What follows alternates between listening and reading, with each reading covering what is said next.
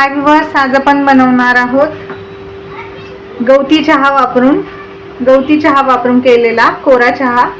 तर हा कोरा चहा आहे, ह्याच्यामुळे पित्त होत नाही, कारण दूध टाकले तर दुधाच्या चहाने पित्त होतं, पण कोऱ्या चहाने होत नाही।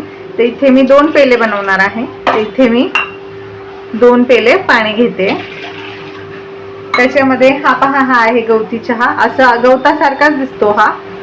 आपण ह्याला असं बारीक कट करून घ्यायचंय कैचीने। इथे आहे 1 इंच आलं, जे मी बारीक कुटून घेतलेलं आहे।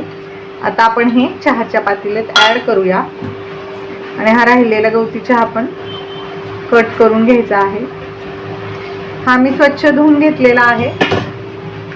आता आपण ह्याच्यामध्ये ना हे उकळलं की मग ह्याच्यामध्ये आपण टाकणार आहोत साखर आणि चहापत्ती। हे पहा, आता आपल्या चहाच्या पाण्याला ना उकळी आलेली आहे। तुम्ही कुठल्याही ब्रँडची, ज्या ब्रँडची वापरत असेल त्या ब्रँडची चहापत्ती इथे ऍड करा। इथे मी हा जो चमचा आहे माझ्याकडे, तो मी अर्धा चमचा टाकलेली आहे। कोऱ्या चहाला जास्त चहापत्ती लागत नाही, कारण मग कडवट होतो चहा। आणि मी इथे टाकणार आहे 1.5 टेबलस्पून साखर। तर ही 1.5 टेबलस्पून साखर आहे। आता हे छान असं आपण उकळून घेऊया चहा, एक 2 ते 3 मिनिटं। हे पहा, आता 2 ते 3 मिनिटं झालेले आहेत आणि आपला चहा छान असा उकळलेला आहे। आता आपण हा चहा गाळून घेऊया। हे पहा, आता आपली चहा गाळणी मी घेतलेली, इथे ग्लास घेतलेला आहे।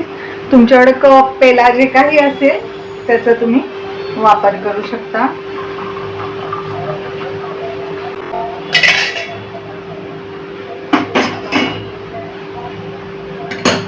हे पहा, आपला गरमागरम असा कोरा चहा रेडी आहे। हा मी तुम्हाला जवळून दाखवते। हे पहा व्ह्यूअर्स, आपला गरमागरम गवती चहाचा टाकून बनवलेला चहा तयार आहे। कसा दिसतोय, टेस्टी ना। हा चहा तुम्हीही या पावसात नक्की बनवा आणि एन्जॉय करा।